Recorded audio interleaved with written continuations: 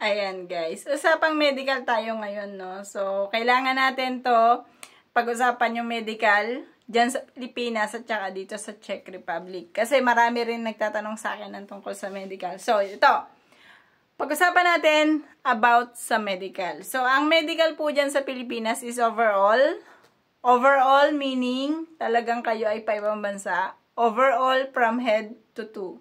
So, maghuhubad kayo, hubot-hubad pagdating doon sa doktor na magtitingin sa inyo. So, lahat yan titingnan. Pati yung mga varicose nyo titingnan.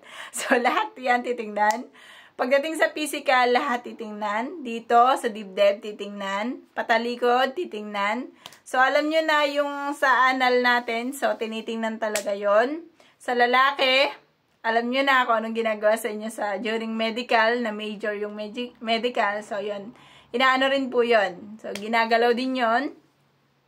And then, pagdating sa mga blood pressure, so yan, tinitingnan din yan. So, lahat po as in major ang ating medical. So, ano lang yung pagkakaiba ng medical ng babae at lalaki? Ang babae po ay may pregnancy. So, kapag kayo ay umiidad ng 30, so, ang iba, nag-ECG na rin sila. So, bibigyan kayo ng ECG.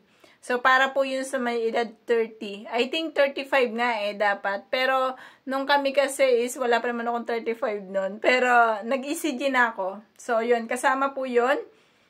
Sabi ko nga sa inyo, yung major na examine is ma-exam sa inyo sa mata, sa lahat. Okay, ang tanong naman, mahigpit ba sila dito pagdating sa eyeglasses?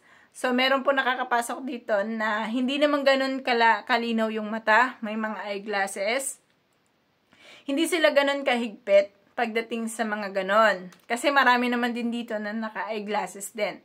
So, hindi sila ganun kahigpit. Pero pagdating sa color blind, dun po sila medyo mahigpit. Once kasi na-detect nila dito na color blind kayo, dalawa lang yung pwede nyong pagpuntahan. It's either uwi kayo ng Pilipinas or either hahanapan kayo ng agency kung meron silang hawak na pwede ang colorblind. But if wala silang hawak na pwede ang colorblind, automatic po yung kahit nandito na kayo sa Czech Republic, uwi po kayo ng Pilipinas. So, sayang yung effort. Sayang yung effort guys, no? Pagdating naman sa mga problema sa baga, so, it depends yan sa clearance ng inyong doktor. So, once na ang clearance ng doktor nyo is nag-okay sila dyan sa Pilipinas. Okay, sa Pilipinas itong usapan natin. Pag nag-okay sila dyan sa Pilipinas, yung doktor dyan, cleared kayo, may clearance kayo, automatic na pasado kayo, pwede kayo magtrabaho dyan. So, pagdating nyo dito, hindi siya ganun kahigpit pagdating dyan sa problem doon sa mga lungs natin. Especially kapag cleared naman kayo dito. So, mag-undergo nga lang kayo ng ilang mga test, pero hindi sila ganun kahigpit. Unlike dyan sa atin. Okay. Pagdating naman sa mga problem dito, so, sa mga goiters, mga ganyan. So, kung kayo ay ma-clearance dyan or bigyan kayo ng parang proof na pwede kayong magtrabaho, makaalis kayo dyan sa Pilipinas, pagdating dito, hindi rin po siya ganun ka-problem. Kasi pwede naman nila kayong sabihan na ipa-surgery mo siya. Yun nga lang dito ka. Pero dito kasi, huwag kayong mag-alala kasi libre yung surgery. Ayan, libre yung surgery dito basta cover siya ng inyong insurance. So, depende sa ipapa-surgery nyo ha. Hindi lahat naman ay libre. Pero, kapag sa mga ganito, goiter, ganyan, so, libre ang surgery.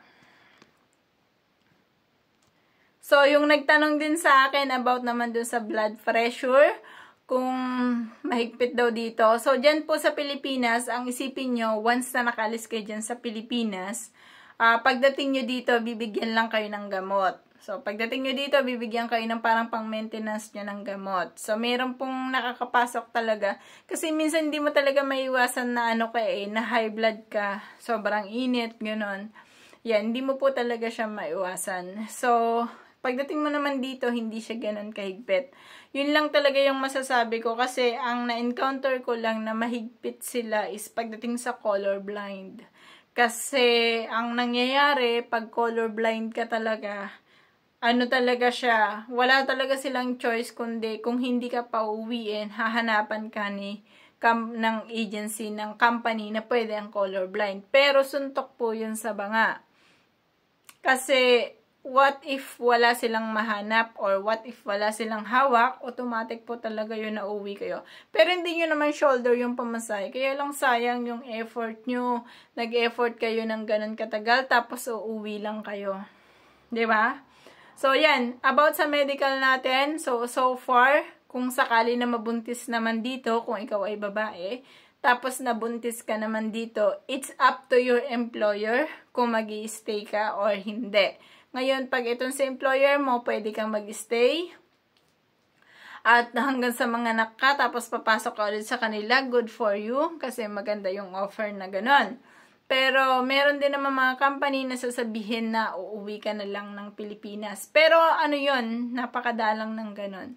So, mostly, sa akin, 3 company na alam na nagkaroon ng nabuntis, may nanganak. Wala pa naman so far sa kanila na pinauwi na nanganak na dito nagtatrabaho. So, wala pa so far. So, hindi siya ganun ka-critical kahit mabuntis kayo. Kasi, especially nga doon sa dati kong agency, sa Grape Care, kumukuha pa sila ng couple eh. So, once na couple, automatic yun na mag-expect ka na one of these days talagang mabubuntis at mabubuntis kasi couple yun eh, 'di ba? So hindi sila masyadong dun sa ganun. So walang problema pagdating sa ganun. So yun lang no, yun lang yung ating ma-share about dun sa medical. So huwag kayo masyadong mamroblema kasi tinatadtad nyo ako ng question about dyan sa BP, about dyan sa colorblind. So, yan po yung masasabi ko sa inyo. So, inisa na lang natin and thank you so much guys.